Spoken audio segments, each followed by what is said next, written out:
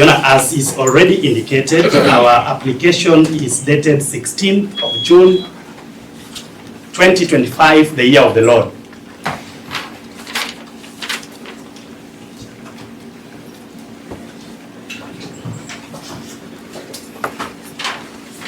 The substantive prayer sought is prayer B on the face of the application. And that prayer is that the respondent before court be remanded at the Lang'ata Police Station or any other police station within the Republic of Kenya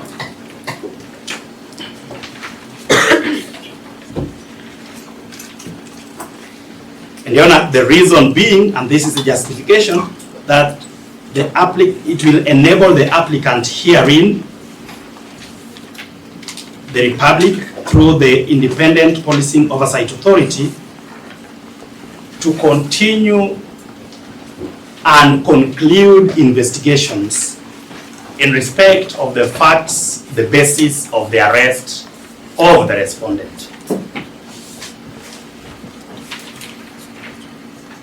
Our application is based on both law and facts.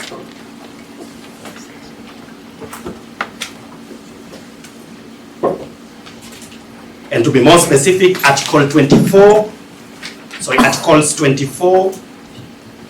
29, 49,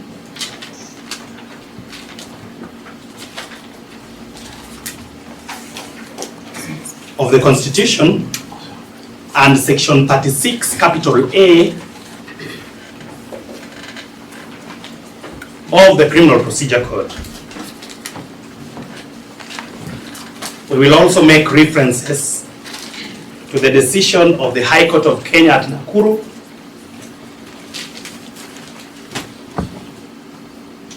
Honorable Justice Joel Ngugi, a judge I hold so highly, in the decision of Sudi Oscar Kipchumba versus Republic, and this is criminal revision number 208 of 2020.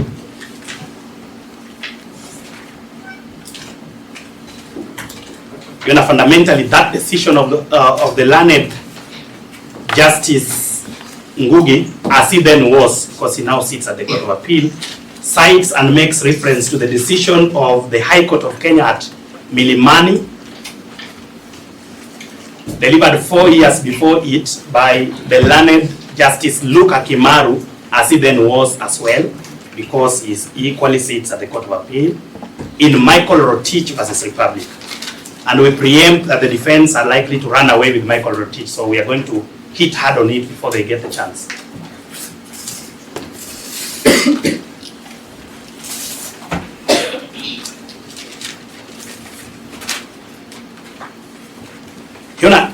In summary, what we are requesting this court to do is to issue an order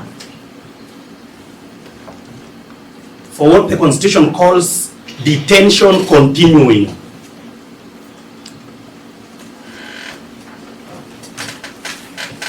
So that the respondent remains in custody, that's the common name that we call it, custodial orders, for purposes of completion of investigations.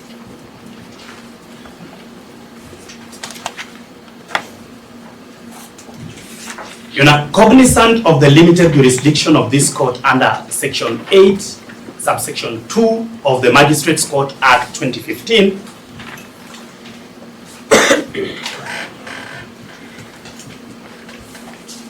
our references to Article 29 is only in passing and for purposes of laying basis. That every person, I am paraphrasing, every person has the right to freedom and security of their person, including the respondent.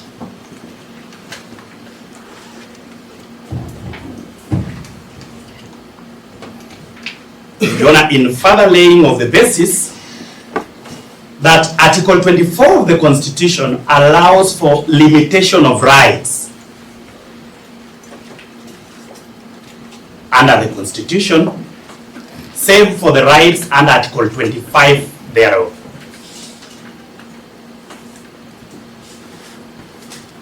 So that while we acknowledge that the respondent has a right to freedom, right to security of his person, and a right to liberty, all those rights fall outside Article 25 and can be reasonably limited.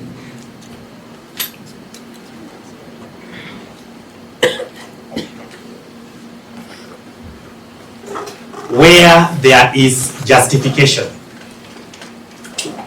And where, Your Honor, it is established that the kind of limitation we are seeking in the nature of detention continuing is the least restrictive measure.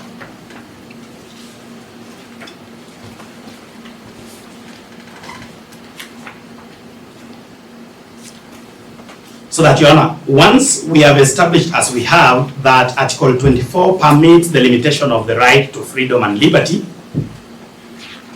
then we shall, through my learned senior, take the court through our affidavit to establish the justification. But, Your Honor, Article 49(1)(f)(1)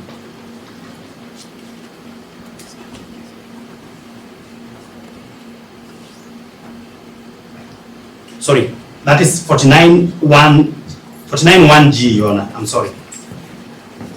And if you allow me to read, an arrested person has the right at the first court appearance to be charged or, and this is important to us, informed of the reason for the detention continuing or to be released.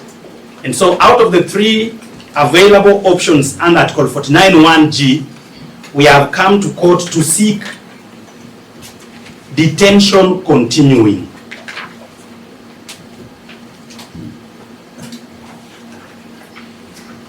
Your Honor, with that legal basis, allow me to make a reference to the learned Joel Ngugi J, as he then was, in Sudi Oscar Kipchumba. If I get directions, the DPP is making submissions. Yes.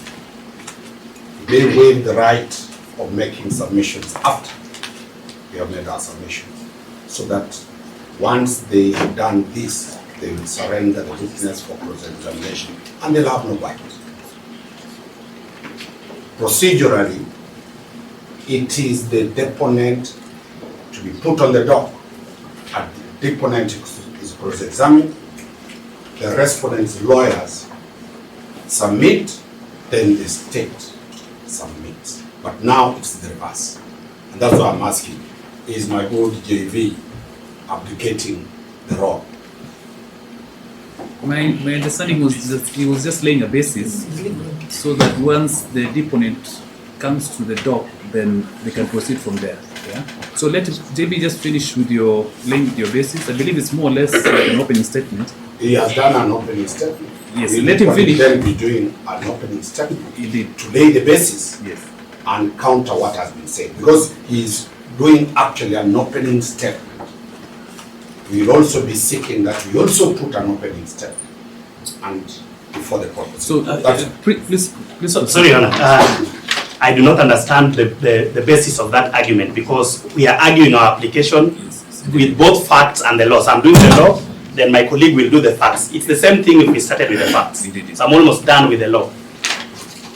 But sometimes he does that to take me off-road, and he knows I never get off-road. It's strategy. Your Honor, I was inviting the court to paragraph 24 of the very erudite decision of learned Justice Joel Ngugi, which sets the test required for the grant of the order of detention continuing, which my other colleagues prefer to call custodial orders. And it says, at paragraph 24, if you permit me to read, so, even while accepting that the text of Article 49(1)(f) may, in certain circumstances and contexts, and we submit like this one, comprehend a situation where a person is presented before a court without being formally charged and is thereby informed of the reasons for his continued detention through the state's application, like ours, to have him so held. The state must satisfy a double test. A, first, the state must persuade the court that it is acting in absolute good faith and that the continued detention of the individual without a charge being preferred, whether provisional or otherwise, is inevitable due to existing exceptional circumstances. So that, Your Honor, through the factual matrix, we are going to establish exceptional circumstances. And B, this is the second part of the test. Second, the state must demonstrate that the continued detention of the individual without charge is the least restrictive action it can take in balancing the quadruple interest. You know, this is very interesting. Quadruple interests present in a potential criminal trial. There is a potential criminal trial, and this is the quadruple interest. Number one, the rights of the accused individual, in this case the respondent, who is likely to be charged in a potential criminal trial. Number two, the public interest, order, and security. You know, it is not in doubt that this is one of the great matters of the greatest public interest in the country at the moment. Number three, the needs to preserve the integrity of the administration of justice. We will discuss that in a minute. And finally, and the interests of victims of crime where appropriate.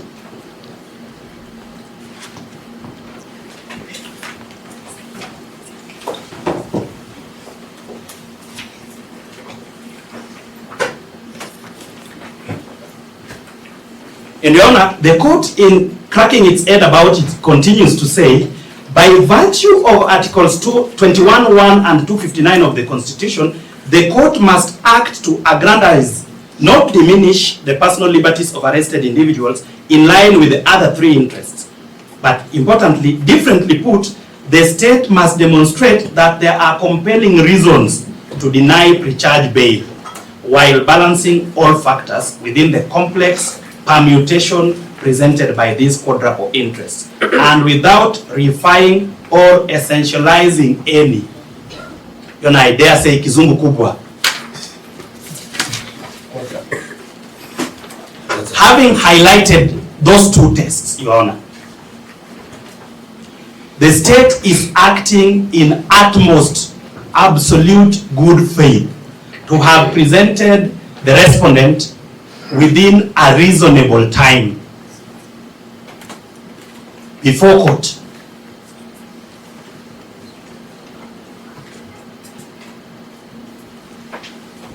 Other than in the police cells, through the affidavit before you, the respondent has been informed, one, of the reason of his arrest, and two, of the reason why the state seeks to continue to detain him.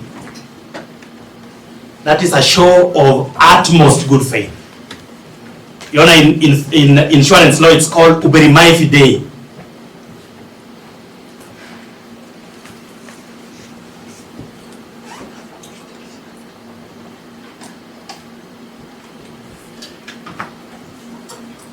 That good faith is furthered by the fact, as my learned senior will tell you in the facts, or rather in the affidavit, that there has been some investigations ongoing and that we just need a limited period within which to complete those investigations. And finally, from my part, in compliance with the need provided for under Article 24 of the Constitution,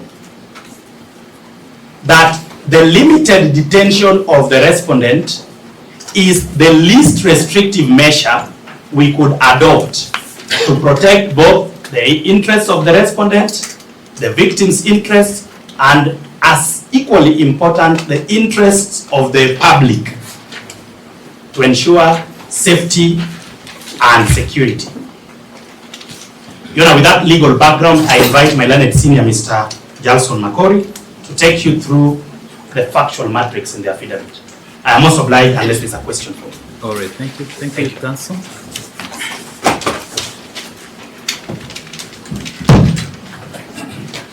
Your Honor, Makori. Yes.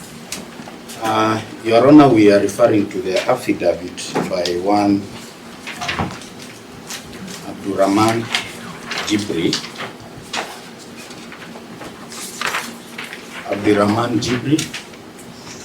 Dated the 16th of June 2025.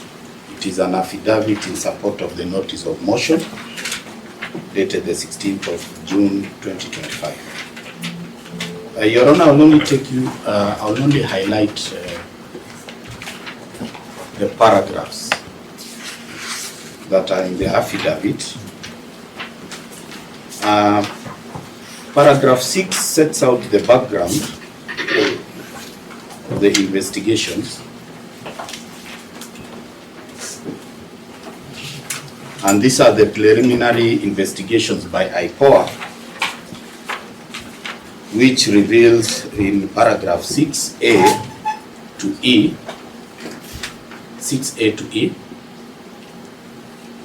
that is on the 4th of June 2025, the DCI received a complaint from this DIG of police, Mr. Albert Ojwang, alleging he suffered continued false and malicious publications on an X account, formerly Twitter, with the username Pixel Pioneer, and requested investigations with a view to establish the person and motive behind it. Your Honor, A to E establishes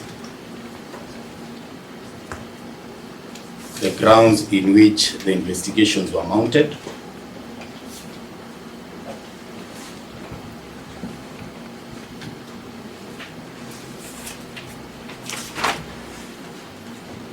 It is at paragraph 6D. On the 7th of June, the DCI team went to Linda Center in Homa Bay County and arrested the deceased at around 2:30 p.m. And they took him to Mawengo Police Station, placed him in custody with the OB number 10/7/7/6/2025. That is 10/7/6/2025. Then at around 3:54 p.m., the deceased was booked out under OB number 11/7/6/2025 and escorted to Nairobi, where he was booked at Central Police Station under OB 136/7/6/2025 at 9:32 p.m.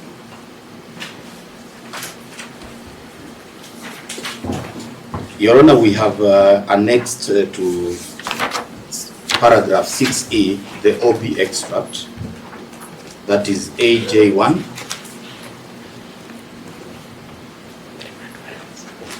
indicating the time that the deceased was booked at Central Police Station. Paragraph 7, Your Honor, the respondent was arrested. And this is something that we wish the court to take notice. The respondent was arrested on the 13th June 2025 at 18:05 hours, that is 6:05, which was on a Friday. The respondent in paragraph 8 was informed of the reasons of the arrest and for which and the reasons and of the offense that is being investigated. That is under paragraph 8.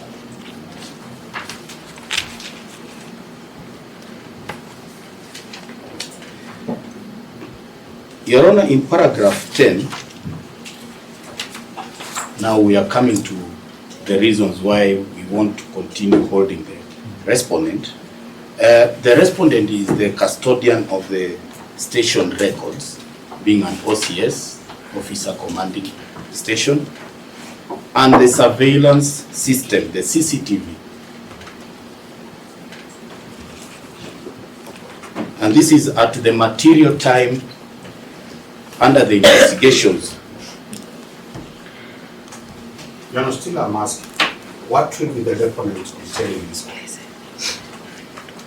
Your Honor, The information the DPP is giving, it's not the who deponent. It is the one who deponent who should be giving us those paragraphs in paragraph 4. Then the DPP can buttress their submissions based on that. Right now, the DPP is turning himself into a witness, and we cannot cross-examine the DPP. It is fair and just. The witness who deponed takes us through his affidavit. Your Honor, as I said that I'll only highlight a few paragraphs which I wanted the court to take note of. You know, that's a dicey, it's a dicey situation because Yes. you know, you're literally taking us through the affidavit, but I'll leave because I'm sure you have your own strategy Yes. on how to prosecute the application. The But defense don't go into details Yes. of the affidavit. I'm sure the department will have a chance. Yes. So I'll leave you to proceed, but don't go too much into the details of the deposition. Yeah. No, Your Honor, I'm only highlighting Okay. some paragraphs. I'm not going through the whole affidavit. Indeed. Because they have already indicated that they want the deponent on the dock Indeed. for cross-examination. Okay. Yes.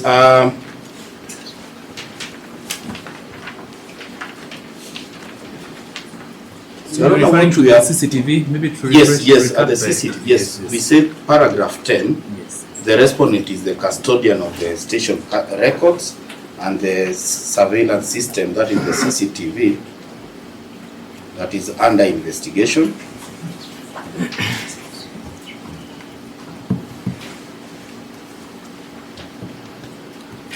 Yes, investigations reveal that under paragraph 11, that the respondent, together with others who are not before court,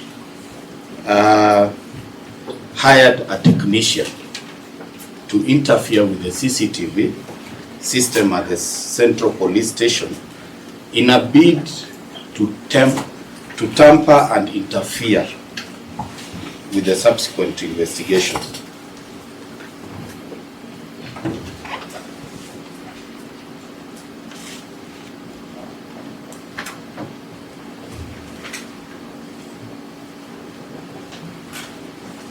Your Honor, we are highlighting what so far we have done insofar as investigations are undergoing. So there is still some investigations which we need, and that is the reason why we are asking for continuing detainment of the respondent, because the respondent's mobile phone has been detained.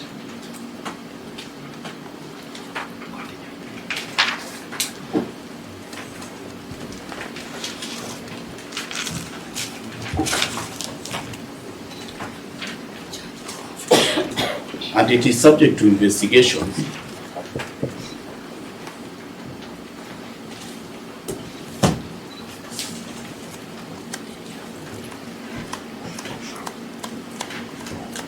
Your Honor, there are also witnesses who are yet to be investigated and statements taken from them. Also witnesses, police officers who are on duty at Central Police Station on that night. Your Honor, given that the respondent is the OCS, we are saying that there is a likelihood that he may interfere with the investigations.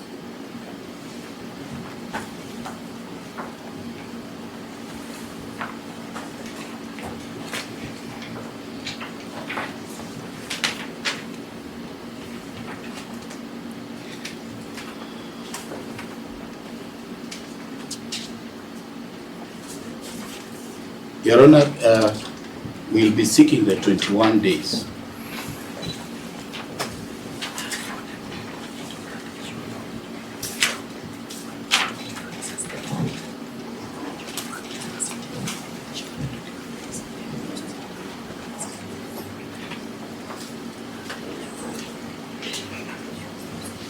To continue holding the respondent. And in addition to the 21 days, Your Honor, we'll be seeking an order that we access the phones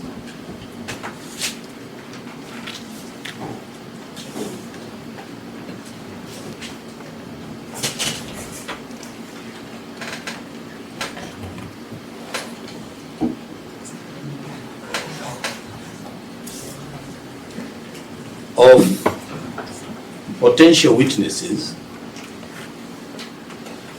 the police officers who are on duty, and any other person who was at the vicinity at Central Police Station. And this, Your Honor, we are relying upon